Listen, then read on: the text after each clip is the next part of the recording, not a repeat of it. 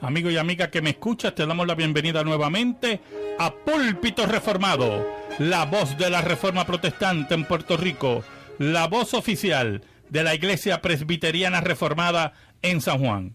Te habla el reverendo Carlos Cruz Moya y te invitamos a que te quedes con nosotros en la próxima hora para que escuches palabra de Dios, la palabra que no se equivoca, la palabra que no vuelve atrás vacía, esa palabra que como espada de dos filos penetra hasta lo más profundo del corazón del hombre y la mujer. En esta hermosa noche en San Juan de Puerto Rico vamos a tener el tema Tradiciones navideñas en la iglesia antigua y nuevos detalles. En esta noche me acompaña el diácono Ángel Carrasquillo. Buenas noches, mucha felicidad. Estamos acercándonos a la quinta vela del Adviento. Así mismo, vamos mañana a prender la tercera vela. Ajá. Y ya nos acercamos al día de Navidad, donde se prende la quinta vela de Adviento y proclamamos al mundo que Dios se hizo hombre en el vientre virgen de María. El tema de esta noche, tradiciones navideñas en la iglesia antigua, nuevos detalles. Buscamos la palabra de Dios, hermanos, en esta noche. Le pedimos que busquen Juan, capítulo 10. Va a notar que son dos versículos como que no están muy relacionados, pero están relacionados. Juan, capítulo 10, versículos del 22 al 23. Busquen su Biblia, hermanos. Evangelio según San Juan, capítulo 10, versículos del 22 al 23. Dice así la palabra del Señor. Celebrábase en Jerusalén la fiesta de la dedicación. Era invierno y Jesús andaba en el templo por el pórtico de Salomón. Muy bien. Este programa que vamos a hacer esta noche se había hecho, yo creo que todos los años lo hacemos. Repetimos estos datos históricos, esta discusión. Pero en el calor de estas discusiones sobre la Navidad, hemos encontrado nuevos detalles históricos importantes que tenemos que tener presente. Número uno, para aquellos que no celebran la Navidad, ¿verdad? Que no le interesa celebrarla, ese es su derecho. Es sorprendente, ¿verdad?, la extensión de la celebración del nacimiento de Cristo. Solamente grupos de tendencia marginal y ciertos fundamentalistas, al mismo tiempo, hermanos que no creen que debe ser una festividad dentro del calendario de la iglesia. Empecemos con el 25 de diciembre. La fecha que se habla del nacimiento de Cristo. Es la fecha tradicional en todo el occidente del nacimiento de Jesús. Un teólogo reformado, Hendrickson, dice en su comentario a Lucas que ha habido personas en la historia de la iglesia que han apoyado la fecha del 25 de diciembre. Hipólito, que fue discípulo de Ireneo, que fue el historiador de los primeros 3 siglos de la iglesia, expone esa fecha, pero su cálculo es parte de una costumbre que apareció en la iglesia antigua para tratar de definir el día del nacimiento de Cristo. Para el año 243 después de Cristo, se propuso la fecha del 28 de marzo. El autor, que originalmente se creía que era Cipriano y posteriormente se descartó, calculó la fecha basándose en Génesis, en el pasaje que dice que Dios separó las tinieblas de la luz. Para él esto indicaba que la luz y las tinieblas tenían la misma duración. En el calendario romano esto ocurría el 25 de marzo, en el equinoccio de primavera, por lo cual esa fecha es el primer día de la creación, como el sol fue creado al 4º día, y el Mesías es el sol de justicia, pues tuvo que haber nacido el 28 de marzo. Usted ve que hay una lógica ahí no muy lógica, ¿verdad? Del que hace este cálculo. Lo menos que se puede hacer es lógica humana. Claro, es ingenioso, increíblemente ingenioso, ¿verdad? Y le ganó algunas sectas en esto. Pero la verdad es que más bien es una acrobacia matemática e interpretativa, ¿verdad? En todo eso. La evidencia histórica nos indica que, ¿verdad? Decir que los cristianos en los primeros 3 siglos establecieron el 25 de diciembre, pero la verdad es que no hay una evidencia fuerte ahora. Y esto es muy importante. Esto es muy importante. Hemos encontrado unos datos históricos en el libro Impacto Demoledor de Alvin Schmidt. El subtítulo es ¿Cómo el cristianismo ha transformado la civilización? En ese libro hay un dato muy importante y es el siguiente. Él dice que frecuentemente se oye decir que el día de Navidad, como el domingo es un día santo que se desarrolló a partir del culto pagano del mitraísmo, que era, ¿verdad?, un culto pagano. Esto es para la fecha del 25 de diciembre. Ahora, esa fecha, el 25 de diciembre, procede del edicto del emperador Aureliano en el año 274. Y es importante que usted oiga esa fecha. Estamos en el siglo III, 274, y el emperador Aureliano emitió un edicto para que hubiera una celebración del culto al mitraísmo el 25 de diciembre. En esa fecha se estableció el nacimiento del sol invencible, según el emperador. Y en ese día se dedicó un nuevo templo al dios Sol, cerca del mausoleo de Augusto. Escuche bien, esto es bien interesante. La creencia muy extendida de que el día de Navidad vino como resultado de cristianizar el culto del dios Sol no tiene en cuenta, y este es el dato, el argumento de que algunas zonas geográficas, África del Norte, principalmente Egipto, por ejemplo, observaban ya la Navidad el 25 de diciembre, ya para el año 243 después de Cristo. O sea, que estamos hablando que antes que terminara el siglo III, ya había áreas del norte de África, celebrando la Navidad el 25 de diciembre. El nacimiento de Cristo el 25 de diciembre. El autor da este dato y da 2 referencias históricas, ¿verdad? Muy importante. O sea, que ya los cristianos del norte de África, según estas referencias históricas, celebraban la Navidad 30 años antes del edicto de Aureliano, que fija el 25 de diciembre al dios Sol. 30 años antes ya. Ellos asociaban, estos cristianos del norte de África, mira qué interesante, Ángel, el nacimiento de Cristo con la profecía del Antiguo Testamento de Malaquías 4.2, que llama al Mesías Sol de Justicia.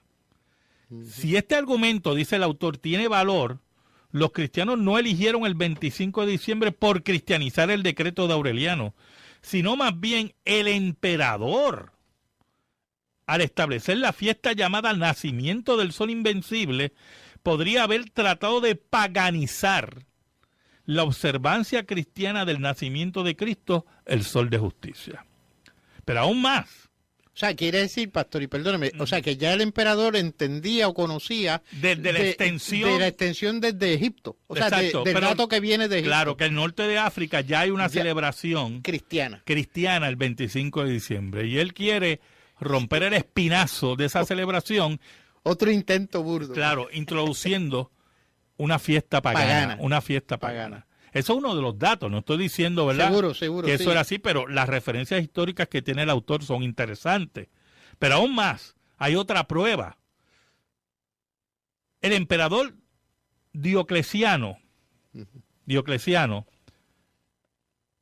que fue emperador a finales del siglo III y fue el emperador de la gran persecución del 293 al 305, mire qué interesante, reforzó el edicto de Aureliano con el fin de expurgar al cristianismo. Mira qué interesante. O sea, este emperador se da cuenta de la importancia de la fecha del 25 de diciembre para los cristianos y refuerza el edicto de su anterior, el anterior emperador Aureliano. O sea, que si la fecha no tuviera esa importancia, los emperadores no estuvieran detrás de ella, persiguiendo destruir esa fecha. Ese es uno de los datos, ¿verdad?, que encontramos aún más. Además, hacia el mediados del siglo IV, los cristianos consideraban, y escuche esto, que el 25 de marzo era la verdadera fecha tanto de la pasión como lo de su concepción. De modo que el 25 de diciembre, exactamente 9 meses después, se eligió originalmente sobre la base de una cuenta que toma como punto de partida la supuesta fecha de la muerte, resurrección y concepción de Cristo. O sea que todo esto es bien interesante, ¿verdad? Hay otros datos sobre el 25 de diciembre. Aparentemente se establece para otros historiadores entre el año 325 y el 354 en la Iglesia Occidental. Y que ya desde el 336, estamos a mediados del siglo IV, tenemos evidencia que se celebraba el aniversario de Cristo y posiblemente antes bajo el emperador Constantino. Pero aparentemente hubieron razones de dogma cristológico inicialmente para la fecha del 25 de diciembre. En el Concilio de Nicea del año 325 se condenó la doctrina que negaba que Dios se hizo hombre en el vientre de María y por tanto en su nacimiento. Esto hace que posteriormente era incongruente para muchos que se celebrara el nacimiento y el bautismo juntos, llamado esta fiesta la Epifanía. Antes se celebraba junta esa fiesta.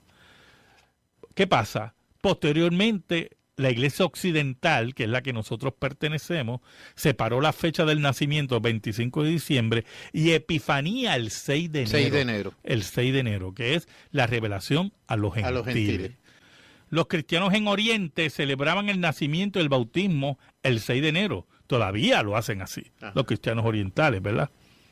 Ahora, el culto a Mitra era muy fuerte, con mucha pomposidad, seguido por los emperadores romanos y los soldados del imperio.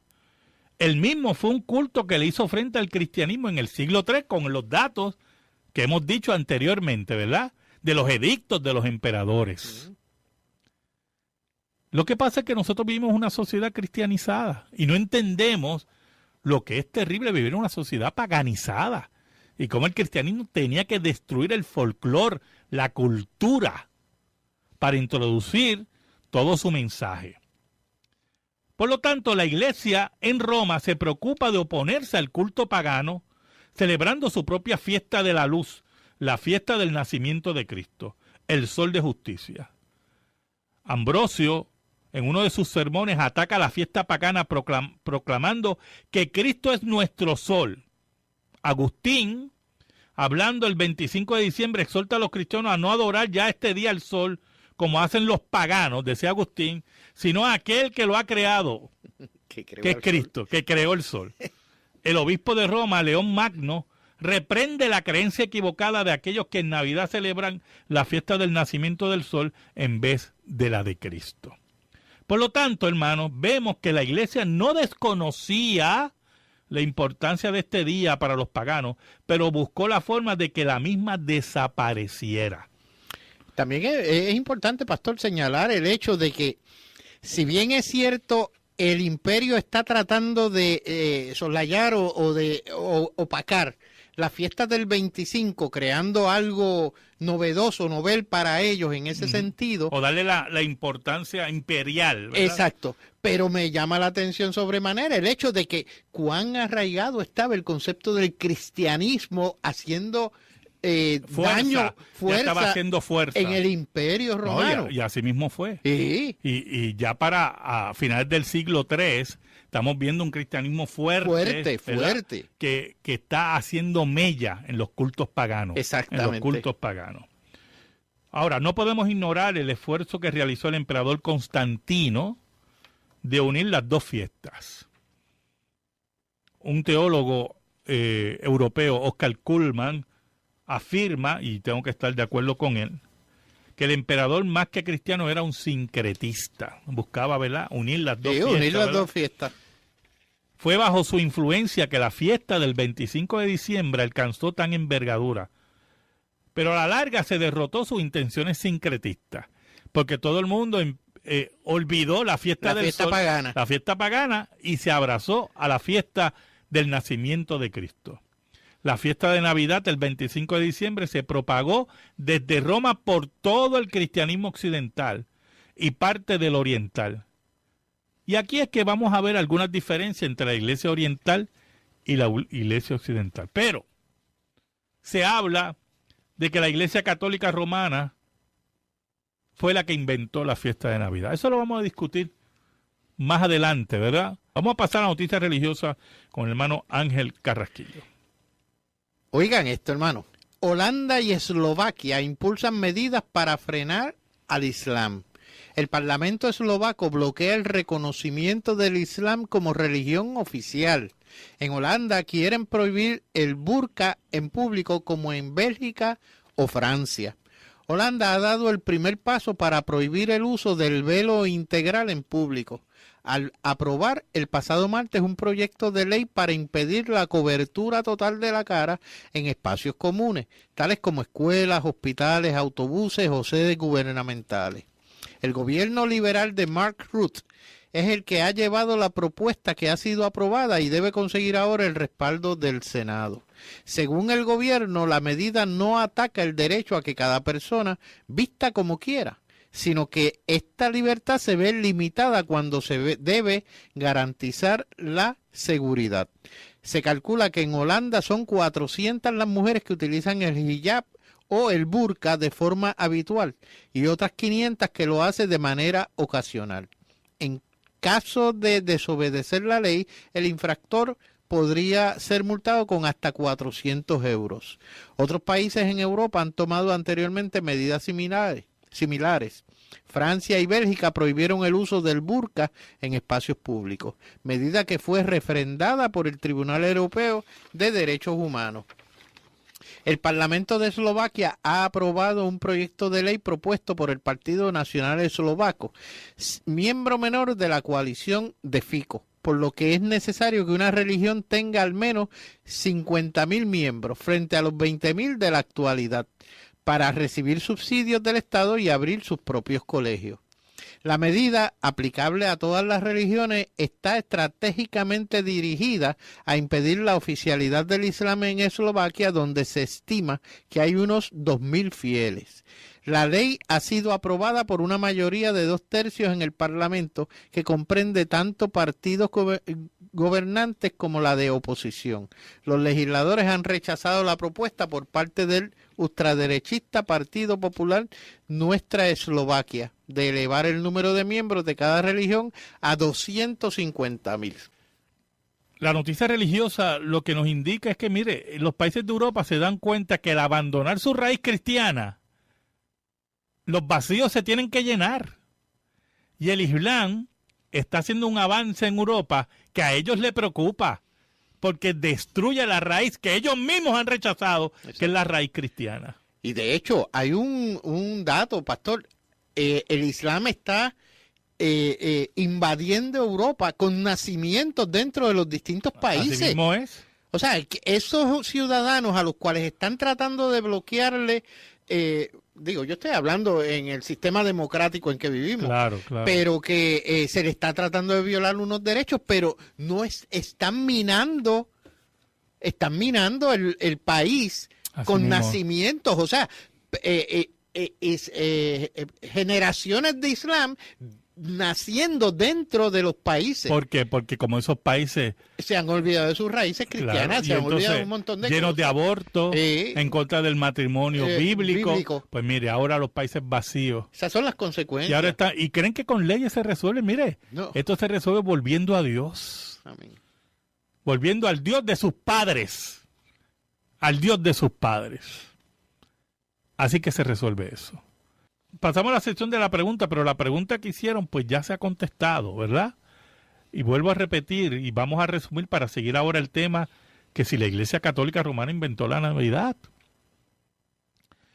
Número 1, hay una tradición en relación al 25 de diciembre, unos datos históricos que nos dan a entender que ya en el norte de África, antes de la Iglesia Católica Romana. Sí, mucho antes de la Iglesia Católica Romana y antes que surgiera en énfasis en un culto pagano, ya los cristianos celebraban el nacimiento el 25 de diciembre en el norte de África.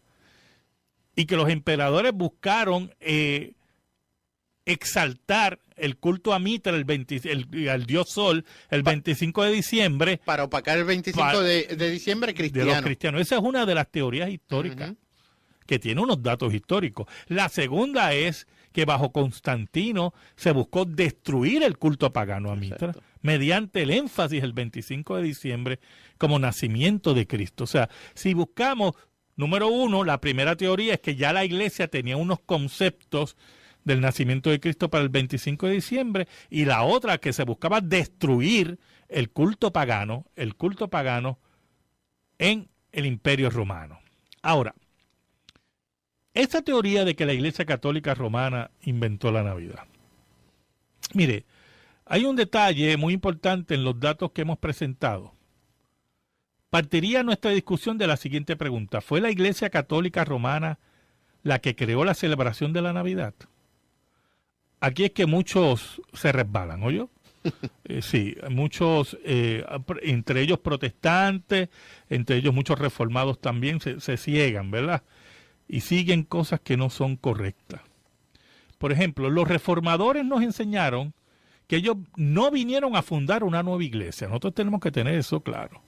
Los reformadores nos enseñaron, sino que venían a reformar a la única iglesia que ha existido, católica y apostólica, o sea, universal y fundada en la doctrina de los apóstoles. Católica y apostólica. Los reformadores estaban conscientes que romper la unidad de la iglesia era el camino expedito a convertirse en una secta. Ese fue el camino que recorrieron las sectas anabautistas en el siglo XVI, que quebraban la universalidad de la iglesia. Cuando Lutero fue llevado a la dieta de Worms, ¿verdad?, donde fue confrontado por el emperador, en este caso Carlos V, y la Iglesia Católica, él dijo estas declaraciones, hermanos: a menos que no esté convencido mediante el testimonio de las Escrituras o por razones evidentes, ya que no confío en el Papa ni en los concilios, ya que ya se ha demostrado que a menudo han errado contradiciéndose a sí mismos, dice Lutero. Y la pregunta es, ¿a qué concilio se refería Martín Lutero? En los primeros 4 y 5 iglesias, hermano, hubieron lo que se conoce los 7 concilios universales. ¿Por qué universales? Porque la iglesia de Oriente y la iglesia de Occidente estaban unidas, totalmente unidas. No eran iglesias separadas. Y por lo tanto, había una sola iglesia. Y las declaraciones de esos concilios es la fe universal, lo que nosotros llamamos la fe ortodoxa. Esos concilios definieron la doctrina de la Trinidad, definieron la doctrina del nacimiento virginal. Definieron las 2 naturalezas en Cristo. Y todos los cristianos verdaderos, los ortodoxos, aceptan los 7 concilios. Por lo tanto, Lutero no se refería a esos primeros 7 concilios, porque estos se dieron en el marco de la unidad del cristianismo. Y no significa que no hubo tumultos en esos concilios, ¿oyó? Pero en ese calor surgió la verdadera doctrina. Ninguno de esos concilios se contradijo, como le decía Lutero aquí, concilios que se contradecían. Y Lutero tenía claro que no eran concilios romanos, porque la Iglesia Católica Romana, y este es el detalle, como la conocía Lutero y la conocemos hoy, no existía. Eso es una mentira del Vaticano. Lutero se refería a los concilios auspiciados por la Iglesia Católica Romana. Cuando la Iglesia Católica, cuando el obispo de Roma insistió que era el obispo sobre los obispos, cuando eso no era así históricamente, y se divide la Iglesia de ahí en adelante, los concilios que celebró la Iglesia Católica Romana eran concilios de ellos, que la Iglesia de Oriente no aceptaba. Y no lo ha aceptado, de hecho. Hasta el día de hoy. Los obispos, país por país, tienen su obispo, que claro, es la Iglesia Oriental. Exacto, y tienen el mismo poder. El mismo poder, todos ellos. No hay uno sobre nada. Claro. José Grau, un teólogo español ya fenecido, nos dice lo siguiente: en la Edad Media, dice José Grau, Roma impondrá como ecuménicos sus propios sínodos romanos, pero en esto nadie le seguirá. Los concilios medievales son asambleas de la Iglesia romana y por consiguiente solo válidas para esta cristiandad. Es a todas luces injustificado el dar a las mismas el calificativo de ecuménico. Por lo tanto, cuando Lutero habla de esos concilios que se contradicen, se refiere a los concilios de Roma, no los concilios universales. Concilios que lo que buscaban era aprobar lo que el Papa decía. Exacto, los dogmas de Roma. Los dogmas de Roma. Así mismo, los dogmas de hombres. Que todavía los tienen. Muchos de ellos. Claro que sí, claro que sí. Ahora, todo esto es muy importante para nuestra discusión, hermano. Cuando se dice la Navidad es una celebración pagana inventada por la Iglesia Católica Romana, eso es falso y muestra una ignorancia histórica crasa. En historia de la Iglesia hablamos de 3 grandes periodos. Número 1, la Iglesia primitiva. Número 2, la Iglesia Católica antigua. Y número 3, la Iglesia Católica Romana. Todos estos 3 periodos pasaron por momentos de transición. Por ejemplo, después de la muerte de los apóstoles, ya lo que llamamos iglesia primitiva va desapareciendo. Y vamos entrando a la era de la iglesia católica antigua, o la iglesia universal antigua, como usted la quiera llamar. Que era una sola iglesia.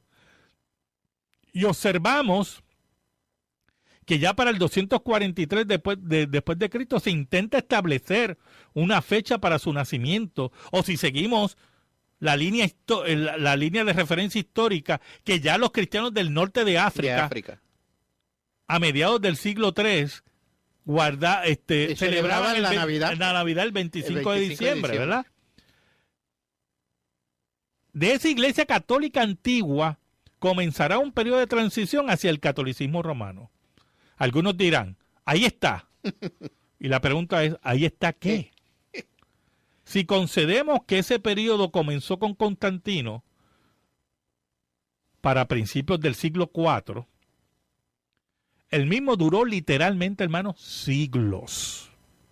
Algunos historiadores ubican el surgimiento del catolicismo romano para el siglo VIII y otros en el siglo VI. Pero es interesante porque en el sexto concilio ecuménico, el tercero de Constantinopla, para el 680 al 681 después de Cristo, siglo VII, se condenó al Papa Honorio por sus herejías en forma firme y fue excomulgado. Por lo tanto, en el siglo VII no existía esa iglesia católica romana que tanto pregona la misma sede vaticana, porque se condenó un papa. Exacto. En el siglo VII. O sea, el obispo de Roma. Pero sí ya había un proceso de transición, porque es normal. Por lo tanto, a la luz de la evidencia histórica, la Iglesia Católica Romana nada tiene que ver con la celebración del evento que llamamos Navidad. Porque cuando surge la fiesta, que surge, y si aceptamos que surgió en el siglo IV, no vamos a aceptar la otra historia, que fue a mediados del siglo III, en el norte de África. Vamos a descartarla. Si aceptamos la que surgió en el siglo IV, donde todavía existe la unidad de todo el cristianismo y no existe el catolicismo romano como lo conocemos hoy, en ese siglo IV se siguen celebrando los concilios ecuménicos que todos aceptamos. Y si surgió la Navidad en ese periodo, pues mire, no existía la Iglesia Católica Romana. El concepto de por sí es universal. Claro, es universal. Es un error histórico. Grave decir que la Navidad surgió por la Iglesia Católica Romana, porque ese concepto de Iglesia Católica Romana no existía. Y el que diga lo contrario está aceptando lo que dice el Vaticano, que el primer papa fue Pedro y que por ahí siguió, que es un error y una mentira. Un error y una mentira. Tengo una pregunta aquí de la hermana Carmen Hernández. ¿Por qué la Iglesia Católica habla cosas negativas de Martín Lutero? Pero imagínense, hermana. Lutero le tocó la llaga a Roma. Y Roma lo quería matar y lo quería quemar. Y por eso la Iglesia Católica, cuando ve a Martín Lutero, ve al diablo. Ese es el problema aquí. Martín Lutero descubrió, y después los reformadores. Un dato curioso, en la dieta de Worm, cuando en 1500 algo, 21, De hecho, había un complot para acabar con la vida de Lutero. Así mismo es. Era un complot. ¿Y quiénes eran? Pues la iglesia. No, y aún más. Después de la dieta de Worms se declaró a Lutero un hereje. Y un proscrito de la ley, que cualquiera lo podía matar. Cualquiera lo podía matar. Y eso le costó refugiarse. Olvídate. Una vida, angustias. 500 angustias. Muy bien. O sea, que la iglesia estaba movida a acabar con Lutero. Así mismo. Por lo que usted dice, pastor, le estaba tocando la llaga. Le estaba tocando la llaga. ¿Y de qué manera? Pero vamos a hablar de los reformadores en relación a la Navidad. Un argumento muy difundido es la posición de los reformadores, especialmente Juan Calvino. Se dice que Juan Calvino condenó la Navidad como una intromisión pagana. Vamos a conceder que eso fue. Mire, vamos a conceder que Juan Calvino condenó la Navidad. Vamos a conceder y así. No discutimos. La pregunta es, ¿y? Calvino, número uno, no era infalible. Y se lo dice un reformado. Calvinista. Calvino no era infalible. Pero para aquellos, ¿verdad?, que puede haber algún calvinista que esté convulsionando, yo pregunto, ¿ustedes conocen, los radioyentes, conocen la opinión de Calvino, Lutero y Zwinglio sobre la Virgen María? Pero hablemos de Calvino. ¿La conocen? Porque yo le adelanto que a muchos no le va a gustar. Todos, Zwinglio, Calvino y Lutero, todos estaban equivocados. Todos siguieron a Roma. Porque todos creían que María no tuvo más hijos después de Cristo. Y si usted lee a Zwinglio creía en la virginidad perpetua de María. Pero eso es que usted no puede seguir a hombres. Aquí seguimos a Cristo y la palabra. Y esas cosas las tenemos que tener claras. Tenemos que admitir que Calvino se equivocó en eso en relación a la Virgen María. Lutero se equivocó. Zwinglio se equivocó. Pero es interesante que hubieron declaraciones de confesiones reformadas que sí hablaban de la Navidad. Por ejemplo, la segunda confesión helvética nos dice en el artículo 24, donde habla de los días festivos, dice, estamos muy de acuerdo con que las iglesias, usando la libertad cristiana, celebren piadosamente la memoria del nacimiento del Señor, su circuncisión, su pasión y su resurrección, su ascensión a los cielos y la venida del Espíritu Santo, que es el día de ¿qué? De Pentecostés, del día de Pentecostés. O sea, 50 días después. La segunda confesión helvética ve como algo loable que las iglesias celebren porque son los acontecimientos, la intervención de Dios en la historia. En la historia. Que esa es la razón de las festividades, ¿oyó, hermano? Esa es la razón de las festividades. Mire, el culto a Dort, los cánones de Dort, el sínodo de Dort en Holanda, fue un sínodo en contra del arminianismo, en contra de doctrinas falsas. Y también dio unas reglas en el culto en relación a los cultos de la Navidad.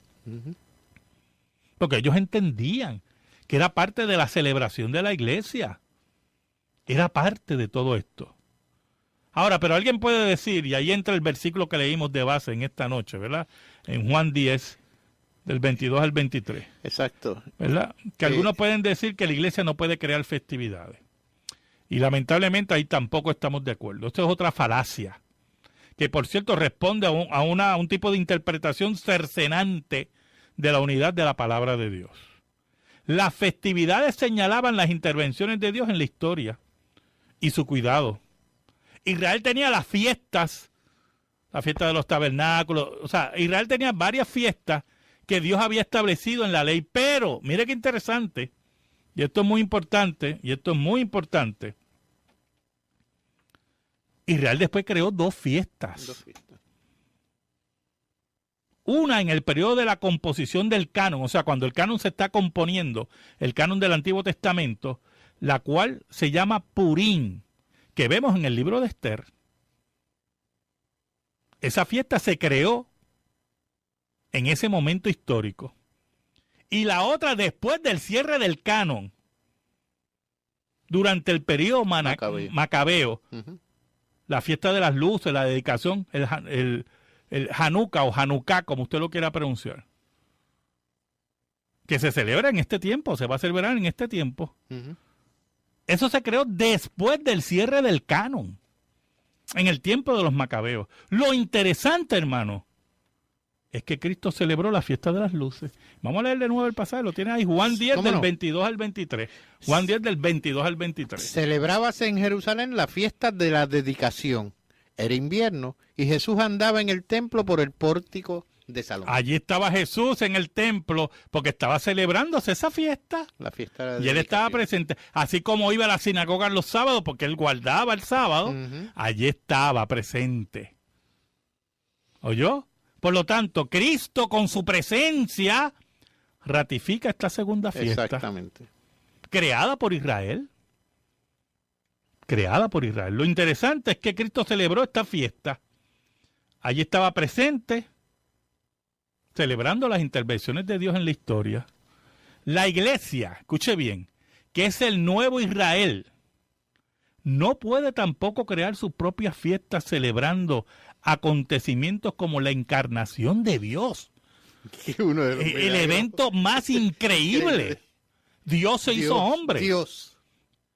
Acontecimiento que hizo que los cielos retumbaran de gozo, porque por eso es que la fiesta de Navidad es tan de gozo, hermano, porque Dios se hizo hombre, porque lo vemos en Lucas 2, del 8 al 20, léalo en su casa, los cielos, los ángeles se aparecen, gloria a Dios en las alturas, paz en la tierra y buena voluntad para con los hombres, dice la Biblia.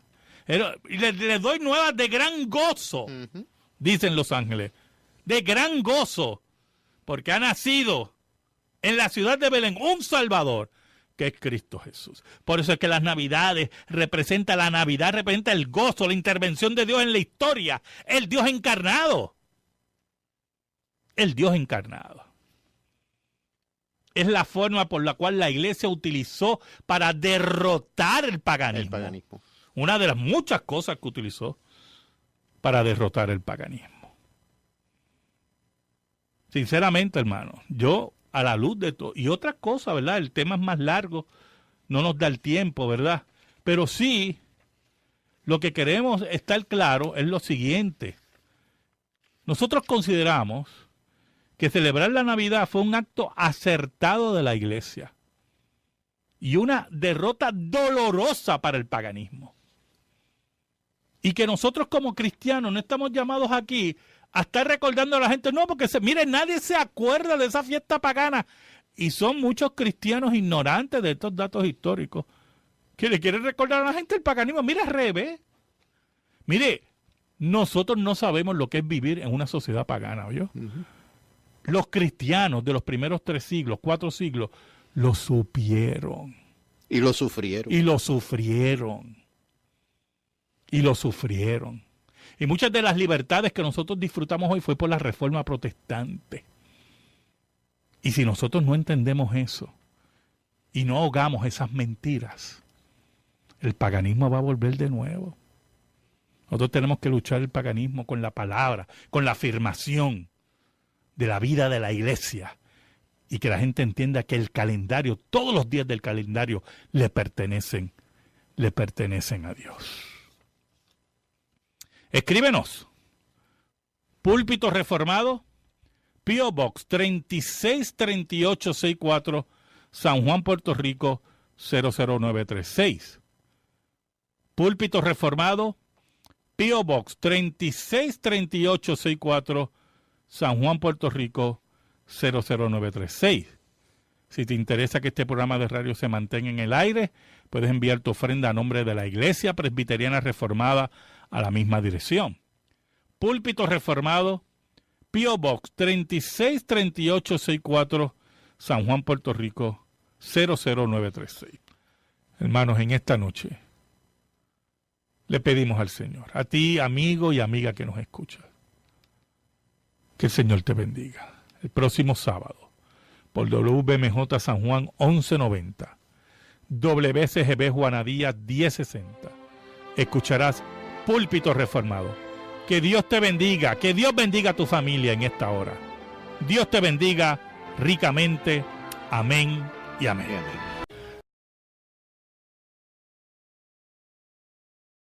Amigo y amiga que me escuchas, te damos la bienvenida nuevamente a Púlpito Reformado, la voz de la Reforma Protestante en Puerto Rico, la voz oficial de la Iglesia Presbiteriana Reformada en San Juan. Te habla el reverendo Carlos Cruz Moya y te invitamos a que te quedes con nosotros en la próxima hora para que escuches palabra de Dios, la palabra que no se equivoca, la palabra que no vuelve atrás vacía, esa palabra que como espada de dos filos penetra hasta lo más profundo del corazón del hombre y la mujer. En esta hermosa noche en San Juan de Puerto Rico vamos a tener el tema Tradiciones navideñas en la iglesia antigua y nuevos detalles. En esta noche me acompaña el diácono Ángel Carrasquillo. Buenas noches, mucha felicidad. Estamos acercándonos a la quinta vela del Adviento. Así mismo, vamos mañana a prender la tercera vela. Ajá. Y ya nos acercamos al día de Navidad, donde se prende la quinta vela de Adviento y proclamamos al mundo que Dios se hizo hombre en el vientre virgen de María. El tema de esta noche, tradiciones navideñas en la iglesia antigua, nuevos detalles. Buscamos la palabra de Dios, hermanos, en esta noche. Le pedimos que busquen Juan, capítulo 10. Va a notar que son dos versículos como que no están muy relacionados, pero están relacionados. Juan, capítulo 10, versículos del 22 al 23. Busquen su Biblia, hermanos. Evangelio según San Juan, capítulo 10, versículos del 22 al 23. Dice así la palabra del Señor. Celebrábase en Jerusalén la fiesta de la dedicación. Era invierno y Jesús andaba en el templo por el pórtico de Salomón. Muy bien. Este programa que vamos a hacer esta noche se había hecho, yo creo que todos los años lo hacemos. Repetimos estos datos históricos, esta discusión. Pero en el calor de estas discusiones sobre la Navidad, hemos encontrado nuevos detalles históricos importantes que tenemos que tener presente. Número uno, para aquellos que no celebran la Navidad, ¿verdad? Que no le interesa celebrarla, ese es su derecho. Es sorprendente, ¿verdad?, la extensión de la celebración del nacimiento de Cristo. Solamente grupos de tendencia marginal y ciertos fundamentalistas, al mismo tiempo, hermanos que no creen que debe ser una festividad dentro del calendario de la iglesia. Empecemos con el 25 de diciembre. La fecha que se habla del nacimiento de Cristo. Es la fecha tradicional en todo el occidente del nacimiento. Edicto del emperador Aureliano en el año 274. Y es importante que usted oiga esa fecha. Estamos en el siglo III, 274, y el emperador Aureliano emitió un edicto para que hubiera una celebración del culto al mitraísmo el 25 de diciembre. En esa fecha se estableció el nacimiento del sol invencible, según el emperador. Y en ese día se dedicó un nuevo templo al dios Sol, cerca del mausoleo de Augusto. Escuche bien, esto es bien interesante. La creencia muy extendida de que el día de Navidad vino como resultado de cristianizar el culto del dios Sol no tiene en cuenta, y este es el dato, el argumento de que algunas zonas geográficas, África del Norte, principalmente Egipto, por ejemplo, observaban ya la Navidad el 25 de diciembre, ya para el año 243 después de Cristo. O sea, que estamos hablando que antes que terminara el siglo III, ya había áreas del norte de África, celebrando Navidad el 25 de diciembre. El nacimiento de Cristo el 25 de diciembre. El autor da este dato y da dos referencias históricas, ¿verdad? Muy importante. O sea, que ya del que hace este cálculo... Lo menos que se puede hacer es lógica humana. Claro. Es ingenioso, increíblemente ingenioso, ¿verdad? Y le ganó algunas sectas en esto. Pero la verdad es que más bien es una acrobacia matemática e interpretativa, ¿verdad? En todo eso. La evidencia histórica nos indica que, ¿verdad? Decir que los cristianos en los primeros 3 siglos establecieron el 25 de diciembre, pero la verdad es que no hay una evidencia fuerte ahora. Y esto es muy importante. Esto es muy importante. Hemos encontrado unos datos históricos en el libro Impacto Demoledor de Alvin Schmidt. El subtítulo es ¿Cómo el cristianismo ha transformado la civilización? En ese libro hay un dato muy importante y es el siguiente. Él dice que frecuentemente se oye decir que el día de Navidad, como el domingo es un día santo que se desarrolló a partir del culto pagano del mitraísmo, que era, ¿verdad?, un culto pagano. Esto es para la fecha del 25 de diciembre. Ahora, esa fecha, el 25 de diciembre, procede del nacimiento de Jesús.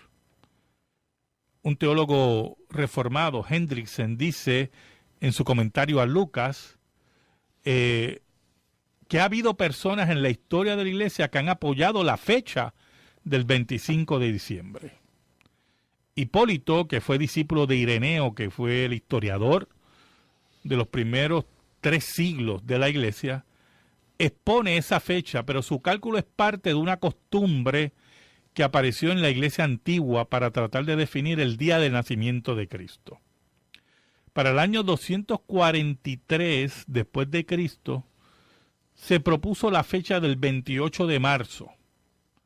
El autor, que originalmente se creía que era Cipriano y posteriormente se descartó, calculó la fecha basándose en Génesis, en el pasaje que dice que Dios separó las tinieblas de la luz. Para él esto indicaba que la luz y las tinieblas tenían la misma duración. En el calendario romano esto ocurría el 25 de marzo, en el equinoccio de primavera, por lo cual esa fecha es el primer día de la creación, como el sol fue creado al 4º día, y el Mesías es el sol de justicia, pues tuvo que haber nacido el 28 de marzo. Usted ve que hay una lógica ahí no muy lógica, de verdad,